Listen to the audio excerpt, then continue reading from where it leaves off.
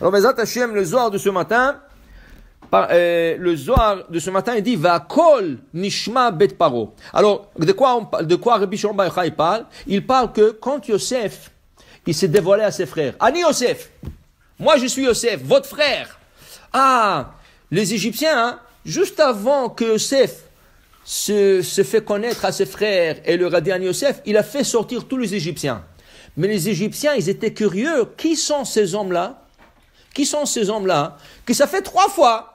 Ils sont venus, ils sont partis en Israël, ils sont revenus, il les a mis en prison, il les a blâmés, après il était gentil avec eux, il a mangé avec eux, maintenant il a trouvé la coupe, et après il dit à tout le monde sortez. Les Égyptiens disent allô, qu'est-ce qui se passe ici? Il y a quelque chose qui ne va pas.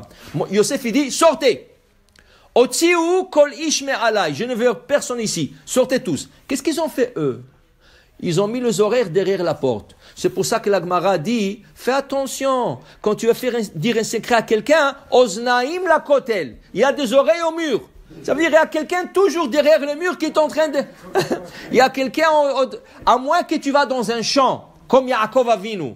La Gemara dit que Yaakov, qui voulait se sauver de la maison de Lavan, qu'est-ce qu'il a fait? Il a appelé ces 2 femmes dans le champ. Dans le champ, tu peux surveiller, tu peux voir qui est autour de toi. Mais dans une maison, dans une pièce, quoi, oznaim la kotel. Ces Égyptiens-là, qu'est-ce qu'ils entendent? Ils entendent leur dire, Ani Yosef, je suis votre frère. Ve'akol nishma bet paro. Et tout de suite, ils sont partis chez le paro. Ah, ces gens-là, ce sont ses frères. Et Paro était content. Il dit, Baruch Hashem, maintenant la famille va descendre en Égypte. Alors Yosef va jamais quitter l'Égypte. Parce que Paro avait toujours peur que Yosef quitte un jour l'Égypte. Et qu'est-ce qui va se passer avec l'économie? Qu'est-ce qui va se passer? C'est lui qui a géré tout l'Égypte. Okay? Alors il a dit, Baruch Hashem.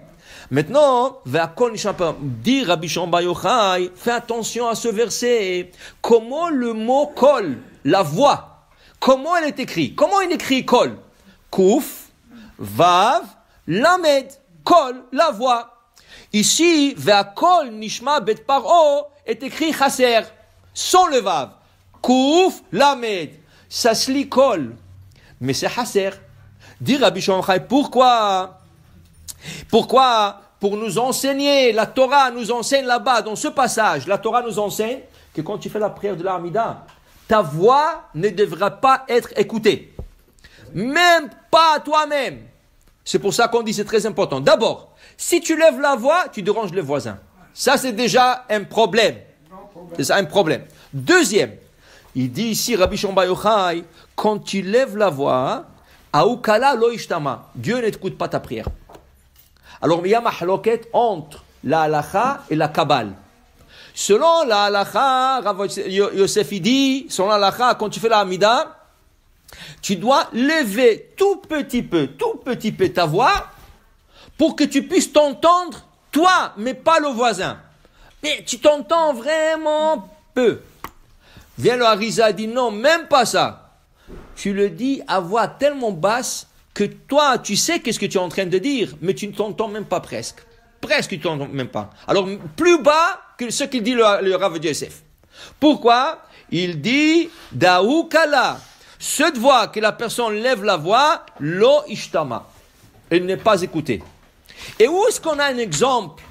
Où est-ce qu'on a un exemple de la Torah, quelqu'un qui a prié comme ça, et sa prière a été écoutée? Dit Rabbi Shimon Bar Yochai, tu vas prendre un exemple sur Hanna.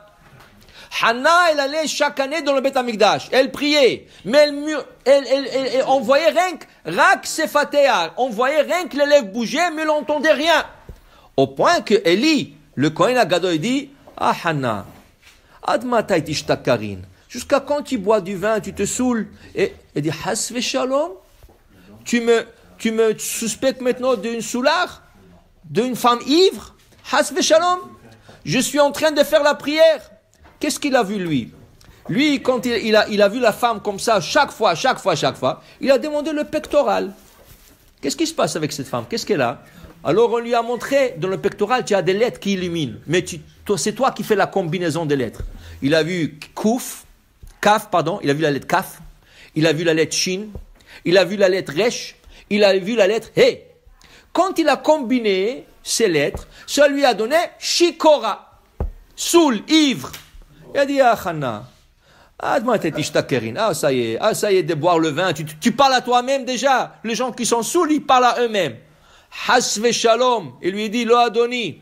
Mechila, avec tout le respect, je vous donne, monsieur le Kohen Gadol, vous avez mal combiné les lettres.